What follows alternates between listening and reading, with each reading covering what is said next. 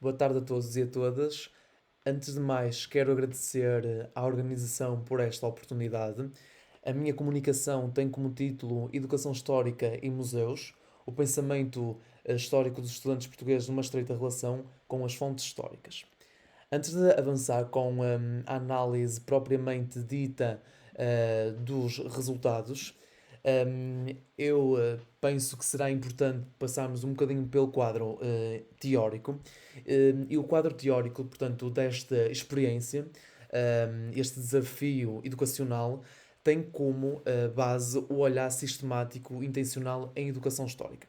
Para quem não sabe, a educação histórica atua principalmente como campo de investigação e de articulação entre a teoria e a prática e conjuga as epistemologias da história e da própria educação. Ora, muito bem, tendo em conta este pressuposto, nós enveredamos pela aula-oficina.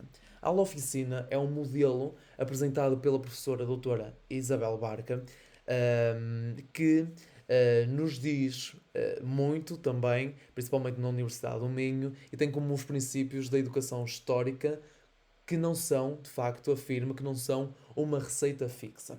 Portanto, na própria aula-oficina existem as chamadas linhas vermelhas. Estas linhas vermelhas assentam principalmente na exploração de ideias de segunda ordem, e já vamos falar um bocadinho sobre estas ideias. Evitar aulas ativas não orientadas por pressupostos epistemológicos, evitar aulas ativas ou interativas mais, ou melhor, mas simplistas, evitar aulas apenas centradas na exposição e diálogo conjunto e combater ideias de aula-oficina alheias à mesma. Portanto, um resumo portanto, que podemos apontar: saber história, ser historicamente competente, articula o conhecimento histórico e o pensamento histórico. Para além, portanto, destas ideias, este enquadramento teórico, temos também alguma fundamentação sobre o conceito de evidência histórica. Portanto, foi o conceito alvo deste desafio. O conceito de evidência histórica tem de ser compreendido como o modo como se interpreta e narra historicamente, e, portanto, desta forma, relaciona-se com a formação da consciência histórica.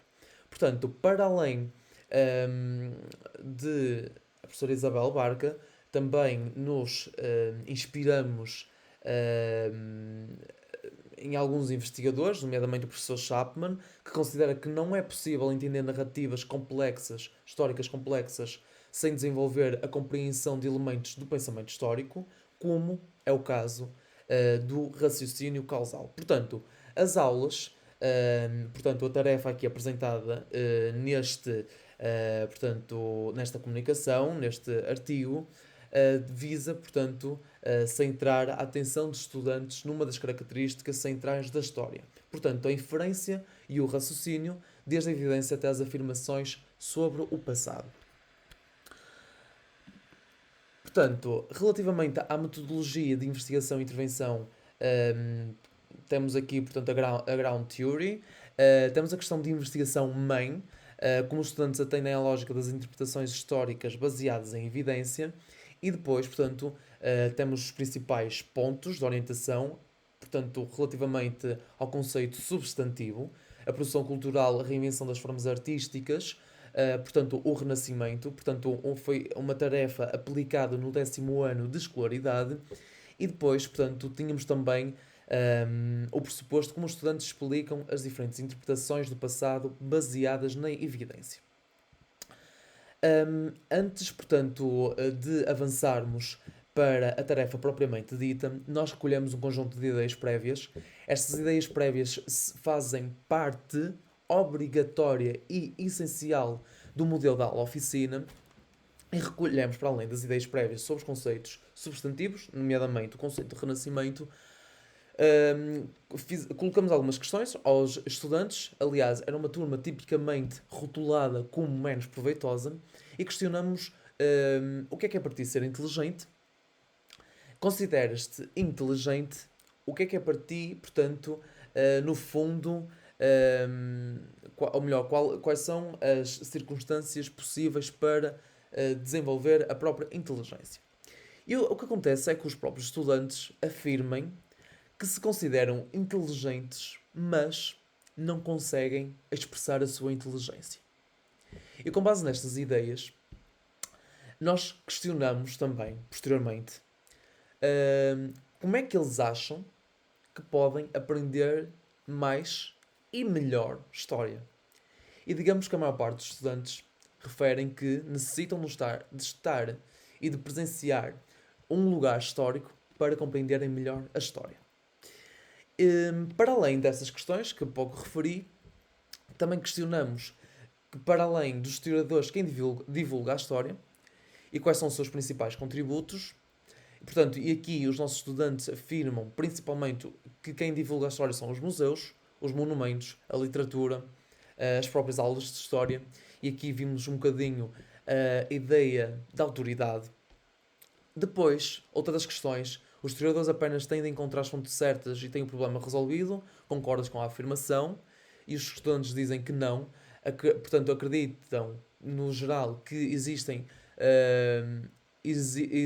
o termo fontes certas, pois todas as fontes que não existem o conceito de fontes certas, assim aqui é, pois todas as fontes históricas são válidas. Portanto, aqui digamos que já temos aqui um bocadinho da influência de algumas aulas também como analisamos uma fonte e o que é necessário, nomeadamente o conceito de multiperspectiva. Muito bem. Para além destas ideias, nós de facto questionamos o conceito de renascimento, o que é que os nossos estudantes entendiam por renascimento. A maior parte das ideias ficam pelo senso comum, portanto, a ideia de transformação, de renascer. Depois temos ideias do tempo cronológico, ideias aproximadas, ideias históricas restritas e ideias históricas. Portanto, temos aqui alguns exemplos. Só queria também salientar que a própria tarefa e outras que foram lecionadas no decorrer destes conteúdos estão de facto de acordo com as estruturas curriculares, nomeadamente esta ideia de sensibilidade estética e artística. Aliás, nós podemos assumir que estes pressupostos estão associados, como os documentos curriculares o dizem, com as próprias inteligências múltiplas e, portanto, relativamente a esta nossa tarefa, podemos, por exemplo, associá-la à inteligência espacial, associada à sensibilidade estética e artística. É um dos exemplos. Temos outros, como podem, portanto, verificar nesta ilustração. Muito bem, relativamente ao desafio didático, portanto, em que passa por esta visita de estudo, por este pensamento histórico dos nossos estudantes, nós partimos de alguns objetivos e algumas intenções para esta atividade. Digamos que a atividade tinha como principal objetivo, portanto, analisar a relação entre o património e a educação histórica e como é que são reflexos na compreensão, portanto, como é que os nossos alunos captam a compreensão e a valorização desse património entendido como suporte de identidade. Para além deste, digamos, objetivo, temos também outros, nomeadamente fomentar uma educação inter e pluridisciplinar, portanto, que contemple a diversidade cultural. Temos também, obviamente, consolidar conhecimento sobre o Renascimento, reconhecer fenómenos na expressão naturalista, por exemplo, da pintura, da escultura, da própria arquitetura, no tempo em que ocorreram, desenvolver a sensibilidade estética e a apreciação de manifestações e compreender como os agentes históricos se inspiravam. Portanto, identificar materiais e suportes e, portanto, nós tínhamos então a intenção de articular a evidência histórica, a consciência histórica, portanto, no que diz respeito, obviamente, às ideias dos nossos estudantes, com especial atenção ao uso de fontes patrimoniais no ensino e na aprendizagem da história, dada a sua relação com o processo de construção do significado, neste caso, significância histórica, um outro dos conceitos do campo da educação histórica, acerca, sim, do passado. Neste sentido, portanto, nós procedemos a organização de um guião. O guião era composto por várias questões sobre, portanto, determinados pontos do museu. O museu selecionado foi o museu de convento, portanto, o museu ou convento de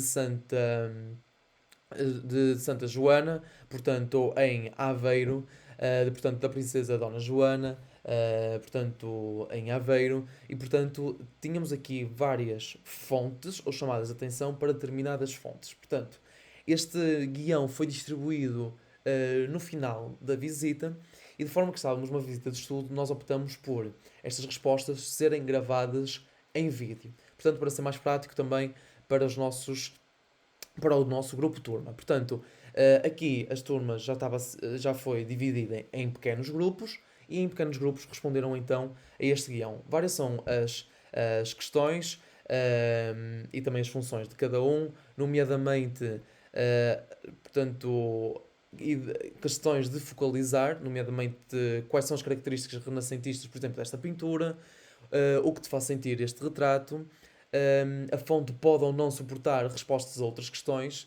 Relativamente ao túmulo de Dom Albuquerque, qual agente histórico está sepultado no túmulo? Portanto, uma questão de focalizar o olhar. Qual é o estado de conservação? Que sinais de restauro ou decadência há?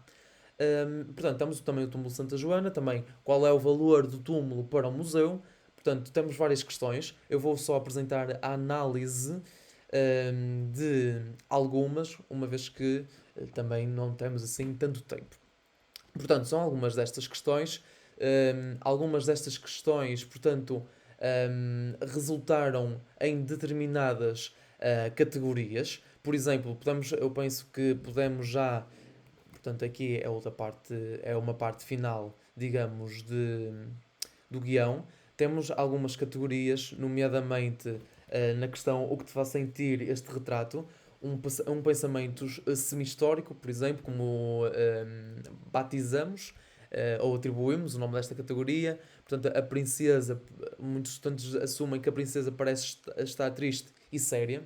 Portanto, três grupos afirmaram mesmo isto. Depois temos um pensamento racional pseudo-histórico, portanto, as ideias apresentadas aparentam, portanto, a inferência feita através de um processo racional, portanto, nomeadamente, tendo em conta as próprias informações que foram partilhadas no decorrer da visita. E temos, portanto, outro dos exemplos, que importância teriam as gravuras visíveis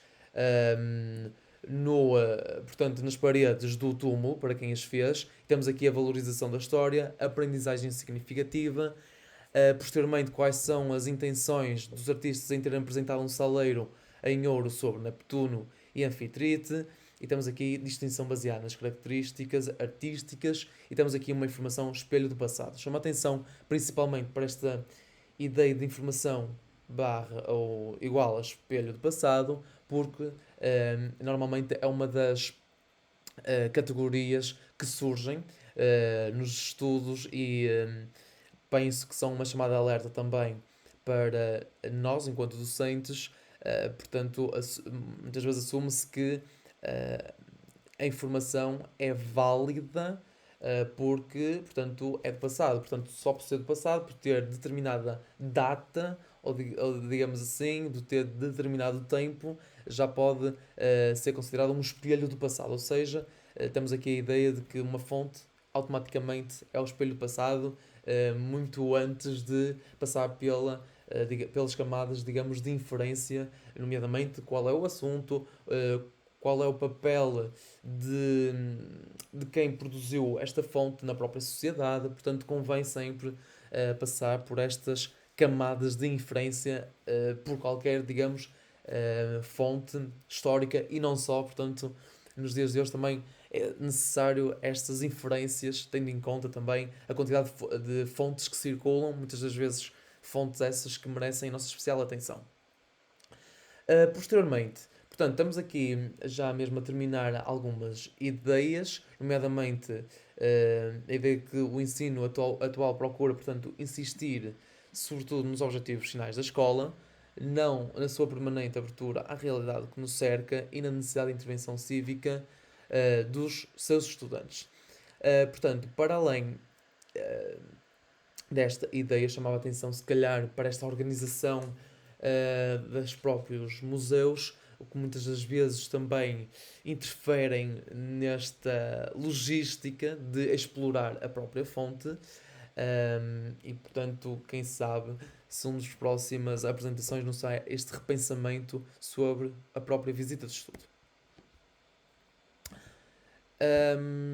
Por fim, algumas das conclusões. Os perfis de ideias, portanto, de evidência que analisamos, temos a evidência como informação, como ainda há pouco comentei, e portanto um perfil de ideias em evidência restrita. Portanto, temos aqui algumas questões delicadas que obviamente precisam ser trabalhadas, nomeadamente a questão da evidência, o que são fontes históricas, para que é que servem, como é que devemos analisar uma fonte histórica, portanto, a questão das inferências, a questão do pensamento lógico matemático também, que faz parte, a causalidade, portanto, a explicação histórica, a compreensão histórica, portanto, elementos associados, digamos, ao pensamento histórico, por sua vez, à consciência histórica.